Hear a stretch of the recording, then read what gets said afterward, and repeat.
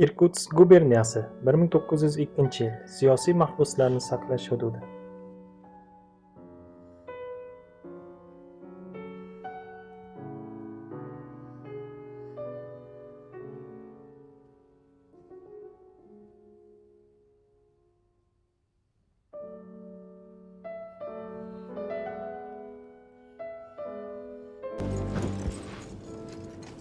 Вставай! Чего разлегся? Сзади сказал!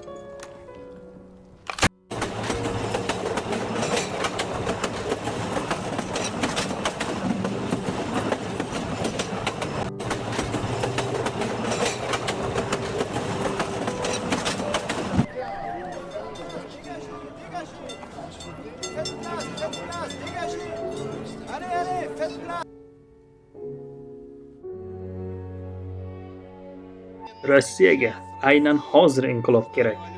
Aks holda hokimiyat yana Yevropa bilan navbatdagi urushni boshlab, barcha muammolarni unga yuklaydi.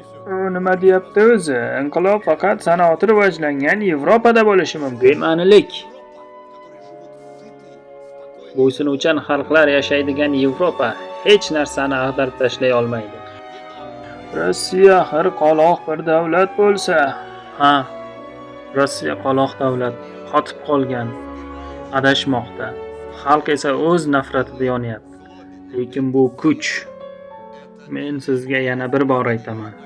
Bu kuchni qo'lga oling, uni jilovlang, qurollantiring va u yo'lida uchragan hamma narsani supurib tashlaydi. Bravo! Fikrlaringizga qo'shilaman. Lekin proletariat doim iqtisodiy imkoniyat cheklanganicha qoladi. Odamlar esa har doim erkinlikdan ko'ra nonni tanlashadi. Iltimos bitta non. Lenin. Men sizni taniyman. Nima deb o'ylaysiz? Nega ular meni qo'llab-quvvatlashmadi? U partiyada avtoritet. Bahsda doim harakat qilgan yutadi. Marhamat janob, noningizni oling. Siz esa yonib kul bo'lasiz. Xo'sh, taslim bo'lib yashaymi? U holda meni kechirishmaydi deb qo'rqaman. Kim? Xalq. Xalqqa qayg'uryapsizmi? Sizchi? Men dunyoni o'zgartirmoqchiman. Odamlarmi? Odamlar shunchaki vosita. Sizning qo'lingizda va sizning ham. Bizning vazifamiz esa ularni nonni emas, inqilobni xohlashga majbur qilish. Ular doim qismatiga rozi bo'lsa, buni qanday amalga oshiramiz? Georgiy Valentinovich ham oddiy bir odam. Ya'ni bir vosita. Tez o'rganyapsiz. Mehmon bo'lib keling, muammoni do'stona hal qilamiz. Biz siz bilan do'st emasmiz. Unda nonni birga baham ko'rish ham yo'q.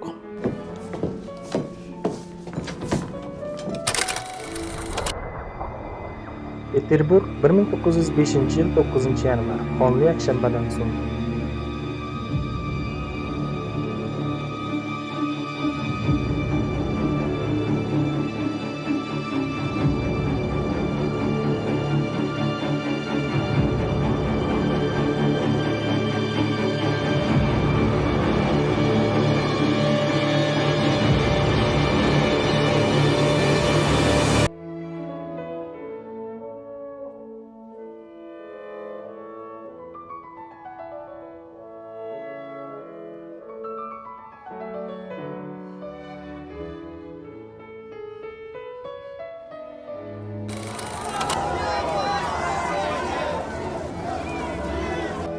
Yo'qolsin shafqatsiz boylar va siyosatchilar.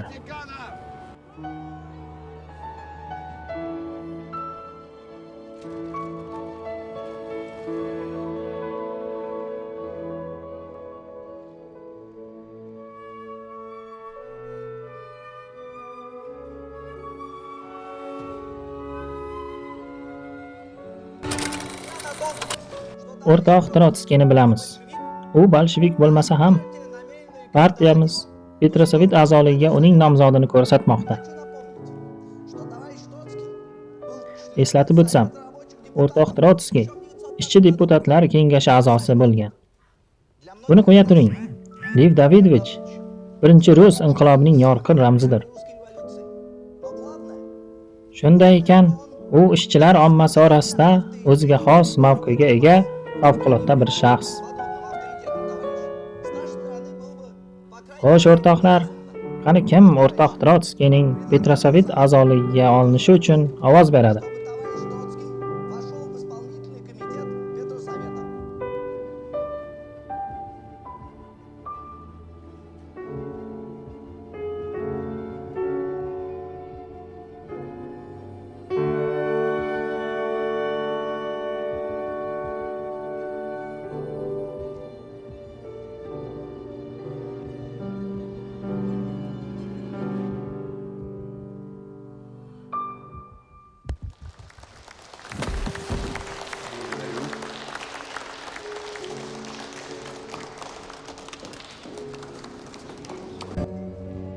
Petrosovet 1917-yil iyul oyi.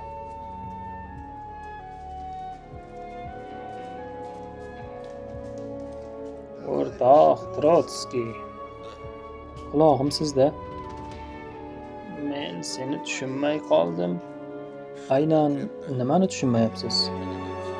Aniqrog'i, biz sening inqilobda umuman nima qilayotganingni tushunmayapmiz. Biz ishchi va dehqonlar uchun adolatli dunyo yaratyapmiz. Senchi? Axir sen ziyolisan-ku.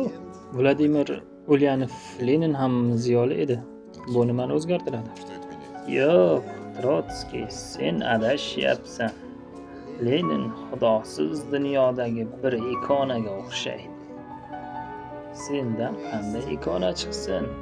Axir sen oddiy bir yahudiy bo'lsang. Biz hamma uchun yangi dunyo quramiz. Yo'q, biz uni hamma uchun qurmaymiz. Bolsheviklar tomonidan provokatsiya rejalashtirilgani aniqlandi. Ammo biz bunga aslo yo'l qo'ymaymiz. Biz yangi qaror tayyorladik. Unga ko'ra bolsheviklarning barcha rahbarlari hibsga olinishi kerak edi. Biroq ular qo'rqoqlarcha qochib ketishdi. Shu jumladan Vladimir Lenin ham. Shu bois aytmoqchimanki, ma'zur tutasiz. Bolsheviklarga qilingan bu tuhmatlar haqiqatga mutlaqo muvofiq emas. Agar shunday bo'lganda ham, ayni damda men 100 minglagan ishchi soldatlarning rahnamosiman.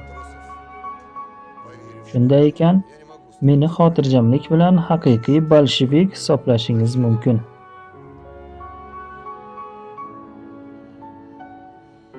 Buni nima qilamiz endi? Zudlik bilan hibsga olish kerak. Shuni ma'lum qilamanki, shaxsan men hech qachon va hech qayerga qochmayman. Janob Trotskiy zudlik bilan qo'lga olinishi kerak. Hibsga oling uni. G'alaba bizniki bo'ladi. Chunki haqiqat biz tomonda.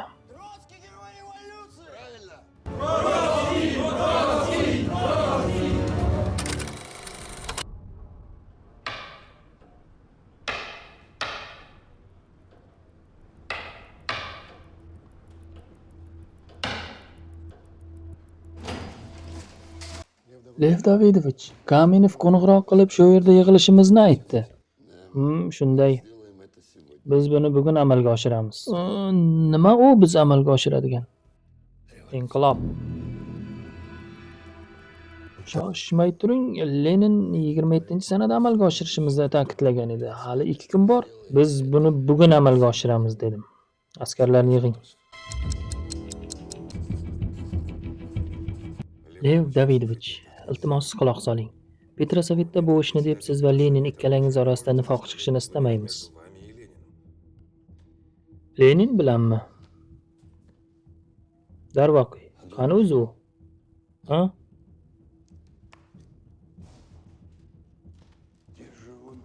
Qani o'zi u? Jin ursin, qani yo'q-ku? Yo'q. Ya, imzo gruzincha-ku? U mazza qilib orom olmoqda. To'g'ri, siz ayni vaziyatning rahbarisiz, ammo partiyamizni Lenin tuzgan. Biz uni 10 yildan beri bilamiz va ergashamiz. Siz bolshevik bo'lganingizga qancha bo'ldi? 1,5 yil. Atigi 1,5 yil.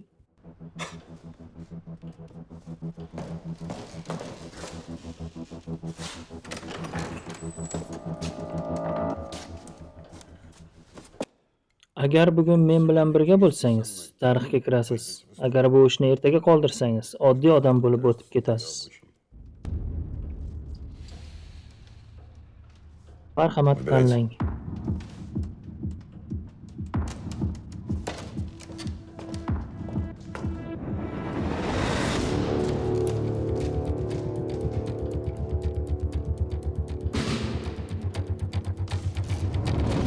Buyuraman.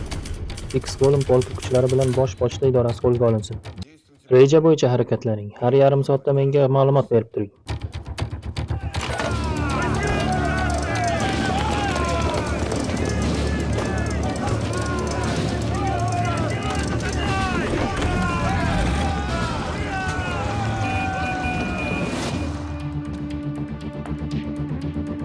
Buyuraman.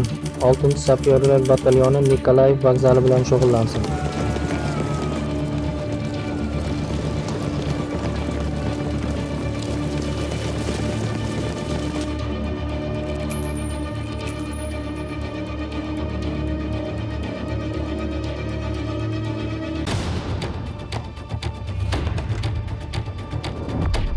Buyuraman. Gvardiya floti dengizchi qo'shini Davlat bankini qo'lga olsin.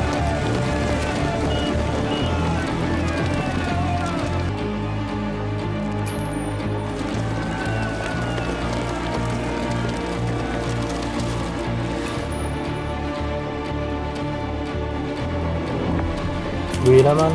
Muvaqqat hukumat a'zolari hibsga olinsin. Кто здесь временная? Слазь!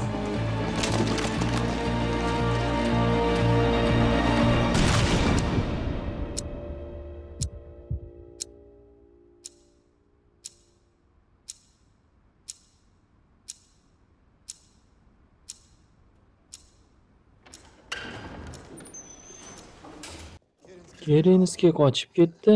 Muvaqqat hukumat hibsda. Yo'qotishlar hisoblab chiqildi. Qancha askar yo'qotdik? 20 ta. Bor yo'g'i 20 tami? Xafa bo'lmang. Yo'q, men xursandman. Как приехал наш жидок с Дрогобуша. Nimalar qilib yubordingiz, Trotskiy? Buni inqilob deb atasak xato bo'lmaydi, menimcha, Vladimir Ilich. Bu niya? Bu hech qanaqa inqilob emas, talonchilik. Bu ochiq oydin talonchilik. Talonchilik bo'ldi. Lekin bularning barchasini o'zingiz inqilob deb o'rgatgansiz. Muxbirlik qilmang, iltimos.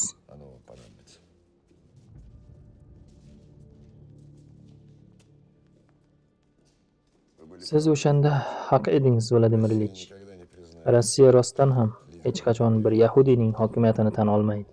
Hech qachon. Ammo har qanday inqilobning o'z dohiysi bo'lishi shart. Bu mas'uliyat sizniki, o'rtoq Lenin.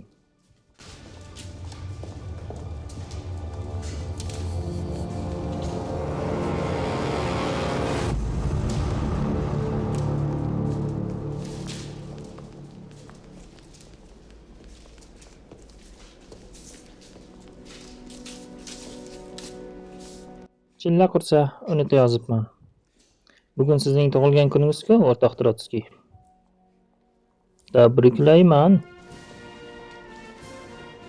O'rtoqlar. Ishchi dehqonlarning bolsheviklar hamisha ta'kidlab kelgan o'sha inqilobi mana bugun amalga oshdi.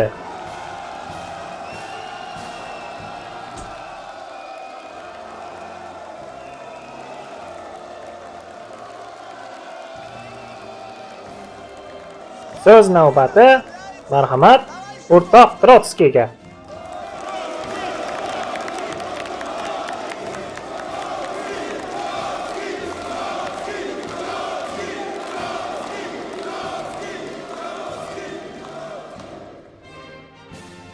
O'rtoqlar, biz bu orzuning amalga oshishini uzoq kunlar kutdik.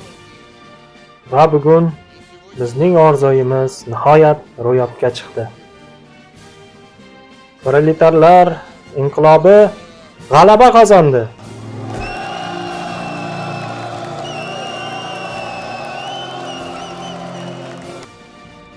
Fursatdan foydalanib, Bolsheviklar partiyasini inqilob bilan qutlayman.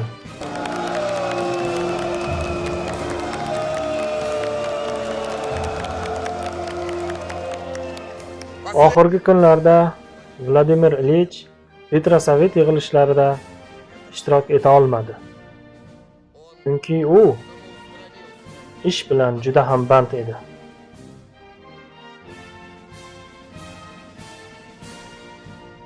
Birinchi galda shuni aytish joizki, inqilob jun bir gap emas o'rtoqlar. Proletarlar inqilobining g'alabasi, fikrimcha, birinchi galda ushbu insonning sa'y-harakatlari bilan bog'liq. Chunki u inqilob rejasini ishlab chiqdi. Aynan u inqilobchi askarlarga harakat yo'nalishlarini ko'rsatib turdi. Qo'zg'olon rahbari ham aynan bu shaxs. Yashasin partiya rahbari o'rtoq Lenin! Yashasin Lenin!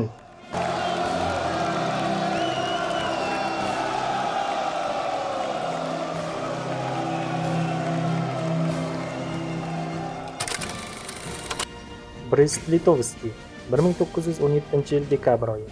Urush chegarasidagi neytral hudud. Urushmi yo tinchlik? Sovet delegatsiyasi Brest-Litovskiyda.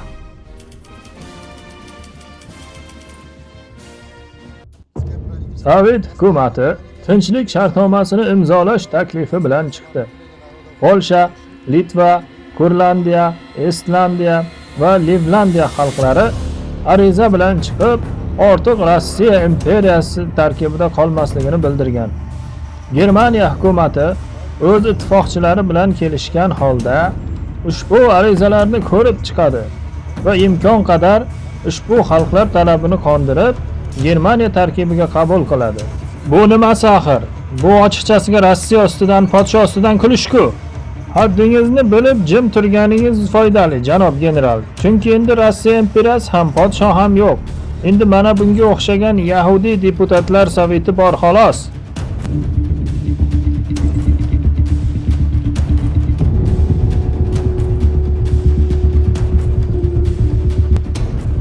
Tashqi ishlar xalq komissari sifatida men ariza bilan tanishib chiqdim. Sovet Rossiyasi tinchlik bitimini imzolashga tayyor. Yaxshi. Hozirda siz Rossiyani zaiflashtirdim, endi u parchalanib ketadi deb o'ylayapsiz. Ishonch bilan aytamanki, chuchvarani xom sanabsiz. Kerak bo'lsa, oyog'imni o'pasan. Janob Goffman, diplomatik etiketni saqlagan holda iflos oyog'ingizni stoldan tushiring. Buyuraman. 500 million nusxadagi varaqalar rus askarlari nemis askarlari bilan to'qnash kelayotgan barcha frontlarda tarqatilsin. Nuqta. Tashqi ishlar xalq komissari Trotskiy. Sizningcha uning rejasi ish beradimi? Ehtimol. Siz bunga yo'l qo'yasizmi? Axir bu holda u Rossiyaning qutqaruvchisiga aylanadi-ku. Koba. Nazarimda keyingi paytlarda seni o'rtoq Trotskiyning taqdiri inqilobning taqdiridan ko'ra ko'proq tashvishga solayotganga o'xshaydi. Vaqt o'tgan sari kelishuv chippakka chiqyapti. Ular haddidan oshib ketdi. Hujum boshlab urushni davom ettirishga ruxsat bering. Aqlingiz joyidami, Goffman? Qanaqa urush? Qanaqa hujum? Mamlakatimiz inqilob yoqasida turibdi o'zi. Tushunmayapsiz.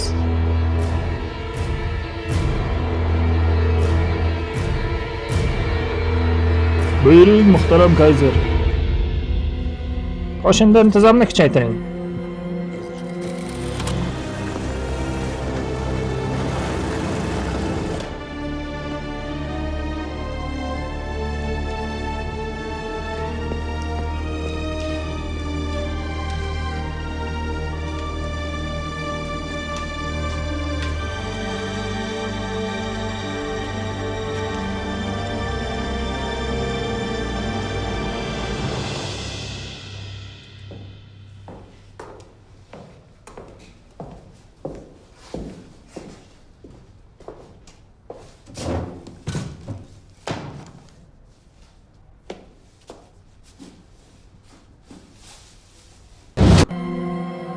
Mamlakat endi kuchli intizomli va jangovar harakatlarga tayyor armiyasiz mavjud bo'la olmaydi. Mavzudan chetlashmaylik, o'rtoq Trotskiy. Muzokaralarning muvaffaqiyatsizligi uchun mas'uliyatni zimmamdan soqit qilmoqchi emasman. Ammo agar bizda haqiqatan ham jangovar qobiliyatga ega armiya bo'lganda, hech kim bizga o'z shartlarini majburan qabul qildirishga jur'at etmagan bo'lardi. Yuqoridagi aytilganlardan kelib chiqib, meni bosh qo'mondon lavozimiga tayinlashingizni va Qizil armiyani tuzish vazifasini menga yuklashingizni so'rayman. Tinchlik kelishuviga erisha olmay, endi urushni boshqarishni uddalamoqchimisiz? Agar orangizda armiyani qayta tiklash mas'uliyatini o'z zimmasiga olishni istaydigan kimdir bo'lsa, marhamat.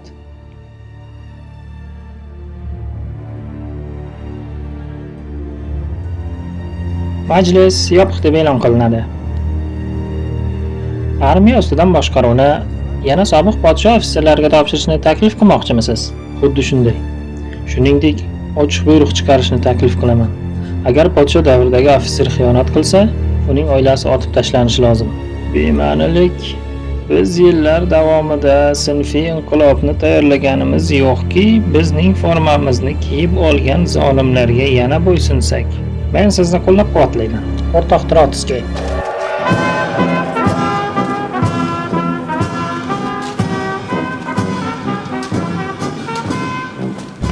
Xo'sh o'rtoqlar, endi hammasi sizlarga bog'liq.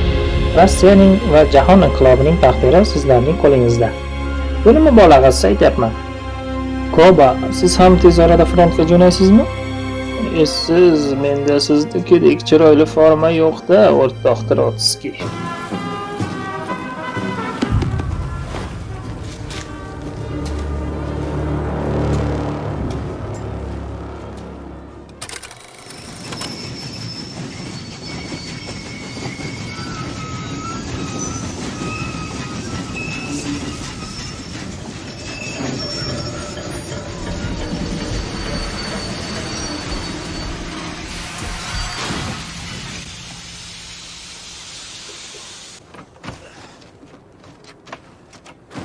Nima bo'ldi, qariya?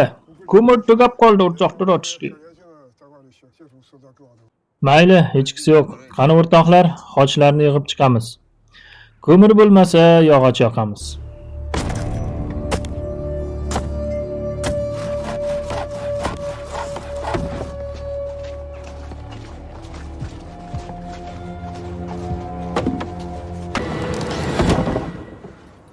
Qaroqchilar, nima qilyapsizlar? Marhumlarimizni tinch qo'ying. Dinsizlar. Iymon bormi sizlarda? O'ldiraman seni.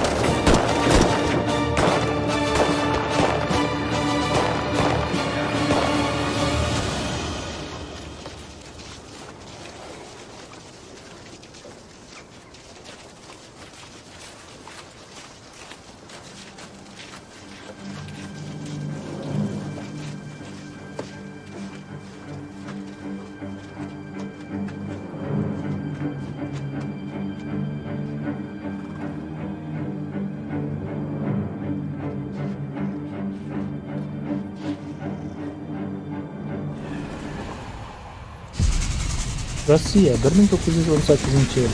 Bolsheviklar qo'l ostidagi hududlar.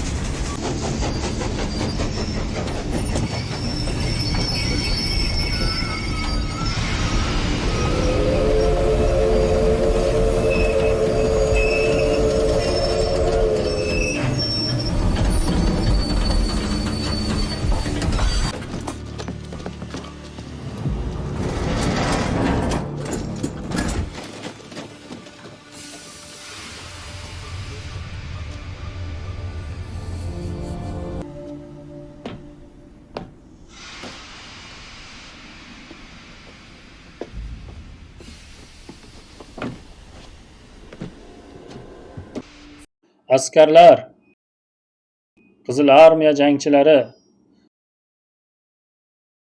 qo'lni qo'lga berib, huquqsizlik, sinfiy tengsizlik va insonning inson tomonidan ekspluatatsiyasi zulmidan qutulganingizga hali 1 yil ham bo'lgani yo'q. Ammo hanuzgacha bizni yana qulga aylantirmoqchi bo'lganlar bor.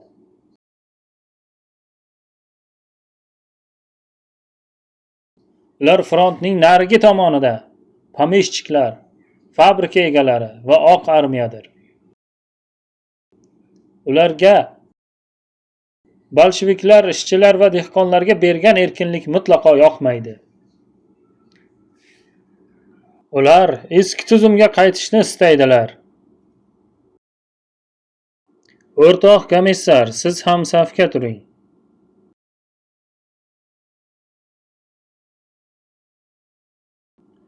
Sovet Rossiyasiga qilingan sharmandali xiyonati uchun Inqilobiy tribunal 2-Petrograd polkining dezertirlari, ularning qo'mondoni Gnushev va komissar Petilayevni eng oliy jazo otib tashlash jazosiga hukm qiladi. Hukm darhol ijro etilsin.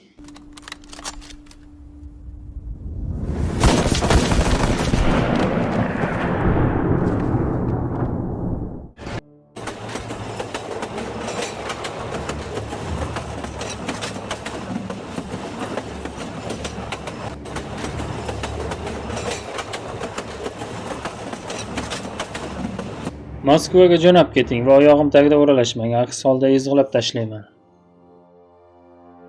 O'rtoq Trotskiy, ketishimdan oldin sizga bir eski masalni aytib bermoqchiman. Bir kuni baland tog' uzra mag'rur burgut parvoz qilayotgan ekan. Pastdagi ko'lda esa yovvoyi o'rdaklar suzib yurardi. Burgut ulardan birini tutishga qaror qilib pastga sho'ng'idi. Ammo o'rdak suvga sho'ng'ishga ulgurdi va burgut hech narsa qila olmadi. Burgut qattiq g'azablandi, yana juda balandga, quyosh barobar balandga ko'tarildi va qanotlarini yig'ib shiddat bilan pastga intildi. Bu safar mendan qochib qutula olmaysan deb qichqirdi va o'zi ham ko'lga sho'ng'idi. Ammo burgutning nafasi qayta boshladi. Hatto sal qolsa cho'kib ketay dedi. O'rdak esa xotirjam qanot qoqib osmonga uchib ketdi.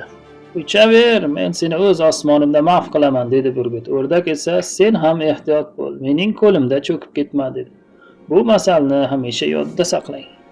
Men burgut emasman, o'z nomim bilan sherman. Men ham o'rdak emasman. To'xtang, men ham bir eski masalni eslab qoldim.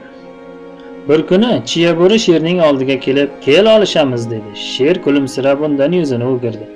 Shunda Chiyaburi "Qanaqasi bu? Nahotki qo'rqding" deb masxara qildi. Sher esa xotirjamlik bilan javob berdi.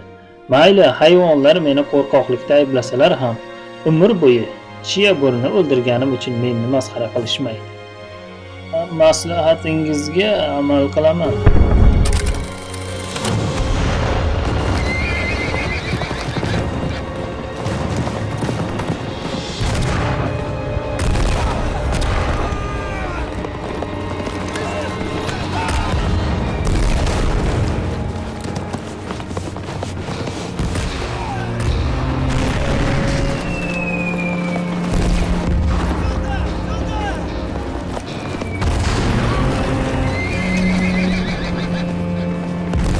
To'xtanglar, qo'rqoqlar.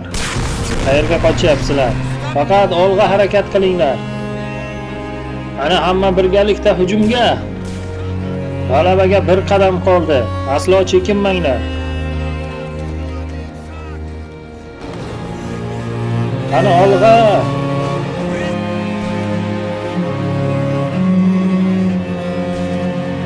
Barakalla azamatlar.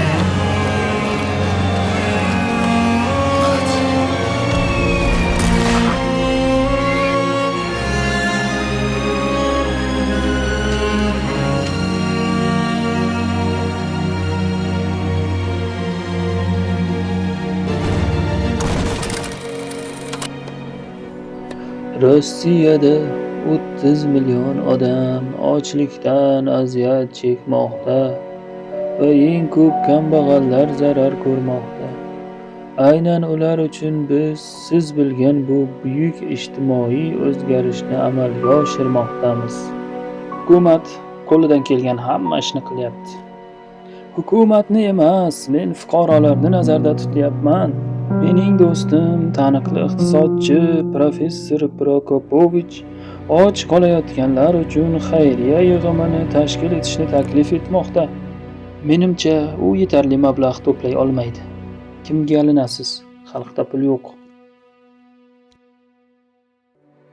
Mayli, salomat bo'ling, o'rtoq Trotskiy.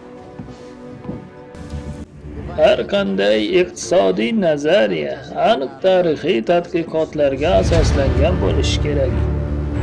Professor Prokopovich, biz bilan yuring. Ko'rib turibsiz, ma'ruza ketyapti, uni tugatishga ruxsat bering. Yur dedim senga.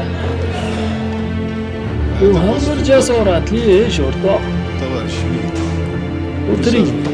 Hamkasblaringizni qidirib yugurishga to'g'ri keladi. Siz esa o'zingiz kelibsiz. Demak, vijdoningiz hali joyida. Zarur bo'lganda yashirinib yurishni o'zimga ep ko'rmayman. Biz siz va sizga o'xshayotganlar qo'llab-quvvatlayotgan ichki aksil inqilobga butunlay barham bermoqchimiz. Ammo men sizga jazodan qutulish uchun imkon bermoqchiman. Buning evaziga menga sadoqatingizning isboti kerak bo'ladi. Siz va hamkasblaringiz imzolaydigan Sovet hokimiyatini omma oldida tan oluvchi jamoaviy maktub. Yashirmayman, siz bizga keraksiz. Aqlingiz va bilimingiz mamlakatni qayta tiklash hamda uni dunyodagi eng buyuk davlatga aylantirish uchun zarur. Men uchun bu imkonsiz. Nega? Siz yolg'onchi, o'g'ri va qotilsiz. Erkinlik niqobi ostida odamlarga eng dahshatli qulluqni olib keldingiz. Rossiya tarixidagi istalgan urushdan ham ko'proq ruslarni o'ldirdingiz. Shundan keyin ham mendan nega deb so'rayapsizmi? Bilasizmi nima? Siz yutqazdingiz. Endi kelajak haqida qayg'ursangiz bo'lardi. Kelajakmi? Sizning kelajagingiz allaqachon boshlandi. Umid qilamanki, bu tosh zindonlarda buni o'zingiz ham ko'rasiz. Sizning barcha yutuqlaringiz og'riq, qiynoq va qo'rquv ustiga qurilgan. Odamlardan sizga va g'oyalaringizga sodiqlikni qiynoq orqali majburan tan oldiryapsiz. Sizning keskin bu gaplaringiz kulgimni qisqatadi, ammo ko'rinishidan siz aytayotganlaringizga chin dildan ishonasiz. Agar biz jahannam farzandlari bo'lsak, nega xalq sizni qo'llab-quvvatlamadi? Sizni xalq emas, olomon qo'lladi. Bolsheviklar inqilobi bu qaroqchilar va jinoyatchilar isyonidir. Qolganlarni esa qo'rqitdingiz va moddiy jannat haqidagi va'dalar bilan yo'ldan o'rdingiz. Bu shaytonning hiylasidir. Biz faqat adolatni tikladik. Siz uchun jannat 1913-yildagi Rossiya imperiyasi. Buni ochlikdan azob chekayotgan dehqonlarga ayting. Ichkibozlik va jaholat orqali tubanlashgan ishchilarga ayting. Yoningizdagi yashash huquqiga ega bo'lmagan yahudiylarga ayting. To'g'ri, siz vayron qilgan dunyo, o'rtoq Trotskiy, mukammal emas edi. Unda kamchiliklar ham bor edi, ammo siz hammani razilga aylantirdingiz. Endi odam yo jallod, yo esa jallodga muti bo'lgan qul. Sizning inqilobingiz tubanlikdir. Ha, tajovuzkor tubanlik. Siz qo'rquv bilan hukmronlik qilyapsiz. Bu uzoq davom etmaydi. Agar xalq sizni ag'darmasa, oxir-oqibat o'zingiz bir-biringizni yo'q qilasiz. Professorlar bilan bog'liq vaziyat xuddi Kronstadt qo'zg'oloniga o'xshaydi. Faqat bu safar qurol o'rnida darsliklar, jang maydoni o'rnida esa auditoriyalar bor. Shuning uchun ham bunga xuddi o'shandek munosabatda bo'lish kerak. Qo'zg'olonni bostirish va buning uchun har qanday qurbonliklarga tayyor turish lozim. Biz professorlar fitnasining eng xavfli 63 nafar ishtirokchisini hibsga oldik. Ularni otib tashlash orqali professor va faol talabalar ham hushyor tortadi. Kim yana davom etsa, ularning taqdiri ham shunday yakun topadi. Bu qachongacha davom etadi? Ma'zur tutasiz? Menda shubha bor. Shubha qilish rivojlangan aqlning belgisi. Faqat ahmoq va pastkash odam hech qachon shubhalanmaydi. Agar biz har safar bizga qo'shilmaganlarni yo'q qilsak, oxir-oqibat yonimizda kim qoladi? Lev Davidovich ham bu professorlarning mafkuraviy dushman ekanini bizdan kam bilmaydi deb o'ylayman. Biz ularning aksi inqilobiy chiqishlariga cheksiz chidab tura olmaymiz axir. Ammo ularni otishga asos yo'q. Ular aksil inqilobiy fitnada qatnashgan. To'g'ri, to'qib chiqarilgan fitnada, aynan siz o'ylab topgan fitnada. Ularning fitnasi biz majburlagan sharoitlarda ishlashdan bosh tortganidir xolos. Dunyoga mashhur ziyolilarimizni otib tashlab, bizni qo'llab-quvvatlayotgan g'arb ziyolilarini ham o'zimizdan uzoqlashtiramiz. Natijada esa kreditlar, texnologiyalar va mutaxassislardan ayrilamiz. Ularsiz sanoatlashtirishimiz bo'g'ilib qoladi. O'rniga boshqalarini tayyorlaymiz. Ha, agar bu ulardan o'zib ketishimizga yordam bersa. Lekin hozircha biz kuchsizroqmiz. G'ururimizni chetga surib, ular o'rgata oladigan hamma narsani o'rganishimiz kerak. Qo'rquv va qasos kuchsizlarning qurolidir. Оружие слабых научить победе. Kechira olish esa kuchlilarning huquqi. Bu g'oliblarning imtiyozi. Это привилегия победителей. Kechirib biz butun dunyoga g'alaba qilganimizni, Мы победим. o'zimizga ishonganimizni va boshqacha fikrdan qo'rqmasligimizni ko'rsatamiz. Demak, hammasi tushunarli. O'rtoq Lenin, bir daqiqa. Ammo aniq nimani taklif qila olasiz? Aksil inqilobiy chiqishlarga toqat qilishnimi? Yo'q, ularni mamlakatdan nomaqbul unsur sifatida surgun qilishni taklif qilaman. U ular uchun sovg'a bo'ladi va chet elda ham aksil inqilobiy faoliyatini davom ettiradi. Mayli davom ettirsin, u yerda bundaylar yo'q deysizmi? Professorlar shunchaki ularga qo'shilib ketadi. Evaziga esa mamlakat ichida biz ancha ko'proq narsaga ega bo'lamiz. Balki yo'qotsakchi? Keling oxirigacha eshitaylik. Sizningcha nimaga ega bo'lamiz? Odamlarga, ayni damda bizga ishonmayotgan odamlarga. Biz ularga boshqacha fikrdan qo'rqmasligimizni ko'rsatamiz. Мы не боимся иного мнения. Dushmanlarimiz xohlaganicha akillashi mumkin, lekin bu yerda emas. Axir bu ahmoqlik-ku. Axir ular aksil inqilobiy fikrlar tushunarli. Endi ovoz berishga o'tamiz. Faqat siyosiy byuro a'zolari ovoz beradi. Shuning uchun Felix, sizdan betaraf qolishingizni so'rayman. Xo'sh, kim o'rtoq Stalinning taklifini qo'llab-quvvatlaydi?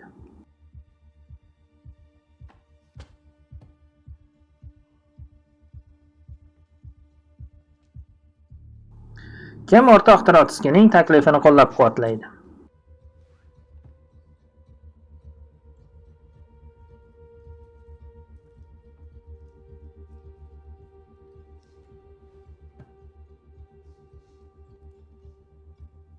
Подписывайте, что вы никогда Felix Edmundovich, iltimos o'zingiz eng xavfli deb bilgan ziyolilarni mamlakatdan surgun qilishga tayyorlaning.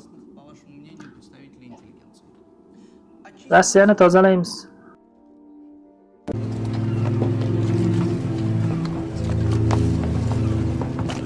Корсавин, Лосский, Трубецкой, Прокопович, Франк, Бердяев, Вышеславский, Кизеветтер. Ularni nega chiqarib yuboryapmiz, bilasanmi? Ular yashashi kerak. Возможно, они Qachondir shunday kunlar kelsa, ular albatta Rossiyaga qaytadi. Ильин,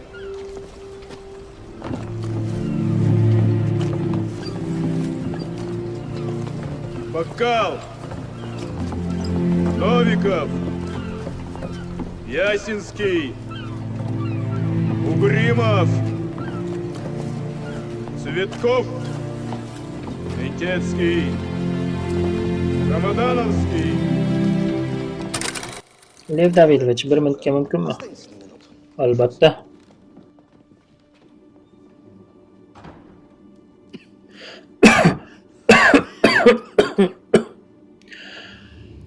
Qancha umrim qolganini bilmayman. Balar deyapsiz, Vladimir Ilyich Trotskiy. Mana shu bachkana achinishingizni menga ko'rsatmang. Biz hech qachon do'st bo'lmadik. Ammo so'nggi paytlarda bir-birimizga haqiqatni aytishni o'rgandik. Menimcha bu har qanday do'stlikdan ham yuksakroq. Keling ochiqchasiga gaplashaylik. Men vafotimdan keyin umrimni sarf qilgan ishim ishonchli qo'llarga o'tishiga amin bo'lishim kerak. Stalin qo'pol, uzoqni ko'ra olmaydi va yetakchi bo'lishini ko'zlayapti. Siz esa o'zingizning fe'l-atvoringiz tufayli partiyadagi deyarli hammani o'zingizga qarshi qilib qo'ydingiz. Rostini ayting, o'zingizni bosa olasizmi? Dzержинskiyni sizga qarshi tish qayrashdan to'xtatishimiz kerak. U haqiqiy kuch, u bizga kerak. Kelishdik. Xo'sh, qanday qadam tashlashimni xohlaysiz?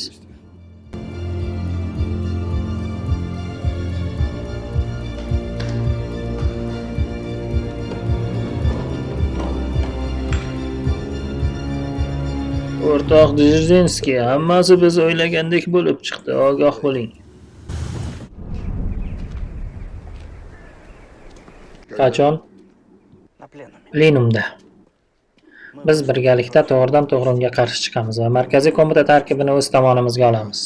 Ammo Stalin osonlikcha taslim bo'lmaydi. Albatta, u isyon qilishga urinadi. Lekin qaysi kuch bilan? Buni hech kim bilmaydi. U ishonishi mumkin bo'lgan yagona kuch Dzержинskiy va favqulodda qo'mita. В таком случае Bunday bo'lsa, men armiyani safarbar qilaman. Demak, siz biz kurashgan hamma narsani yo'q qilasizmi? Ikkinchi fuqarolar urushi mamlakatni kulga aylantiradi. Siz sahro bo'lib qolgan mamlakatni boshqarmoqchimisiz? Dzержинskiy haddidan oshib ketdi. Terrorga endi ehtiyoj qolmagan, ammo qamoqxonalar hamon mahbuslar bilan to'lib yotibdi. Mayli, hech bo'lmasa aksil inqilobchilarni qamasa edi. U esa professorlarni nishonga olyapti. Avval shoirlar edi, endi esa professorlar. Lev, bas qiling. Biz mamlakat va inqilob taqdirini hal qilyapmiz. Siz esa qandaydir professorlar haqida qayg'urib o'tiribsiz. Sizga nima bo'ldi, Vladimir Ilich? Iltimos, menga achinmang. Va umuman hech kimga achinish kerak emas. Volodya, O'shandagina g'alaba qozona olasiz. Nadinka, menda hammasi yaxshi. ko'rib turibman, tobing yo'q-ku. Ishlashni bas qil, dam olishing kerak. Lev Davidovich, siz uni toliqtirib qo'yapsiz. Uni men chaqirdim. Iltimos qilaman, Lev Davidovich, keta qoling. Trotskiy, meni tushundingizmi? Ha. Tushundim. Dam oling, Vladimir Ilich. Demak, ertaga birinchi bo'lib men chiqaman. Siz ikkinchi, Stabilov esa uchinchi. Men birinchi zarbani beraman. Uni muvozanatdan chiqaraman. U vaziyatga tez moslasha olmaydi. Uning zaif tomoni improvizatsiyasi yo'qligi. U duduqlanib gapiradi. Shunday qilib siz uni butunlay mag'lub qilasiz. Uni butun partiya oldida sharmanda qilib, obro'sidan butkul mahrum qilamiz. Kelishdikmi? коротко. Qisqa, lo'nda va hal qiluvchi zarba. O'zimni hech qachon hozirgidek bardam va tetik his qilmagandim. Lidiya Aleksandrovna, mana buni mashinkada terib bersangiz. Olishni xohlabdi, olishamiz.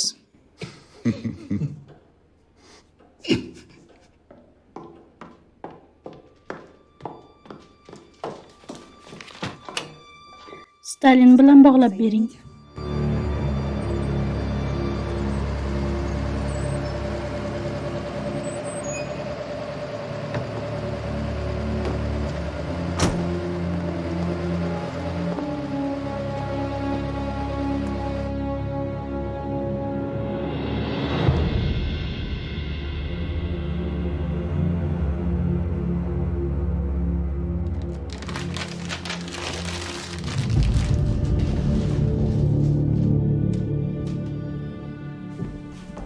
Lev Davidovich, sizga Kremldan shoshilinch telegramma keldi. Unda nima yozilgan, o'qib bering. Vladimir Ilich insult bo'libdi. U falajlangan va gapira olmayapti. Siyosiy byuro a'zolari siz yo'qligingizda qaror qabul qilishibdi. Plenum bekor qilindi.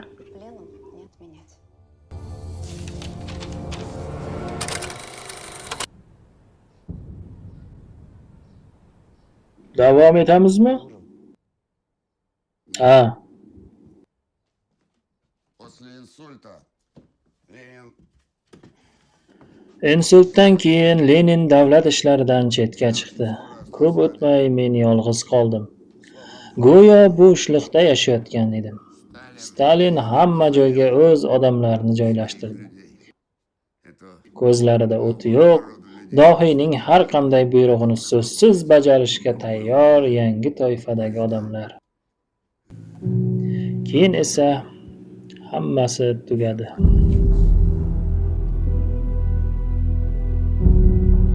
Trotskiy boshchiligidagi muxolifat Leninni bezorilarcha ta'qib qilgani hammaga ma'lum emasmi? Iltimos tinchlaninglar. Trotskiy hech qachon kommunist bo'lmagan va bo'la olmaydi, chunki u yahudiy kelib chiqishga ega va isyonkor. Trotskiy endi Leninning eng yaqin shogirdlaridan biri bo'lgan o'rtoq Stalinni tinmay haqorat qilayotganiga esa toqat qilib bo'lmaydi. U Rossiyada sotsializm qurilishiga ishonmaydi. Chunki rus xalqining kuchiga ishonmaydi. Uni otib tashlash kerak.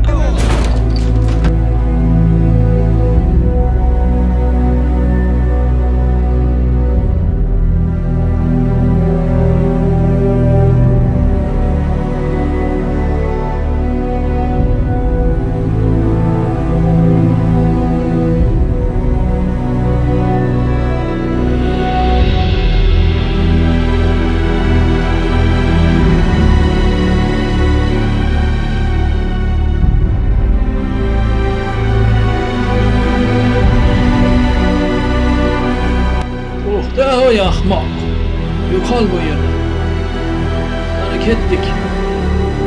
Ota! Ota! Odamlar, axir bu Trotskiy. Bu o'zboshimchalik-ku.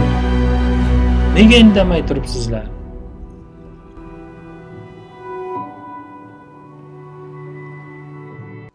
Trotskiyning faoliyati tobora ochiqroq aksil inqilobiy tus olayotgani munosabati bilan partiya uni Sovet Sotsialistik Respublikalar ittifoqi hududidan chiqarib yuborishga qaror qildi.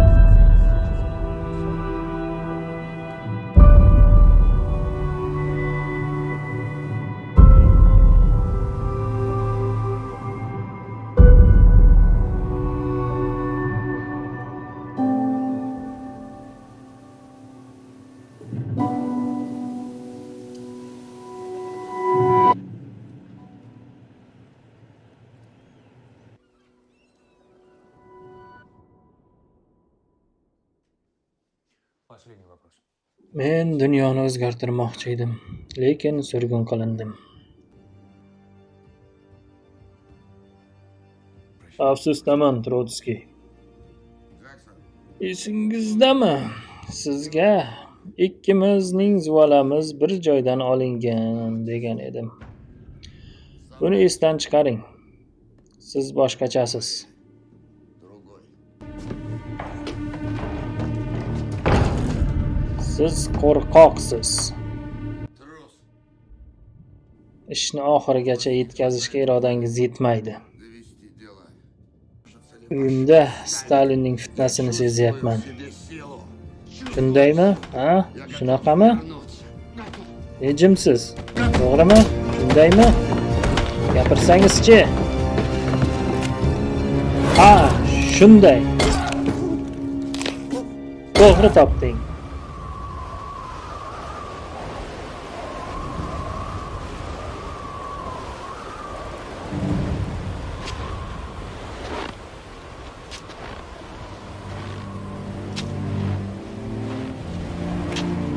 Это война. Очищающий огонь.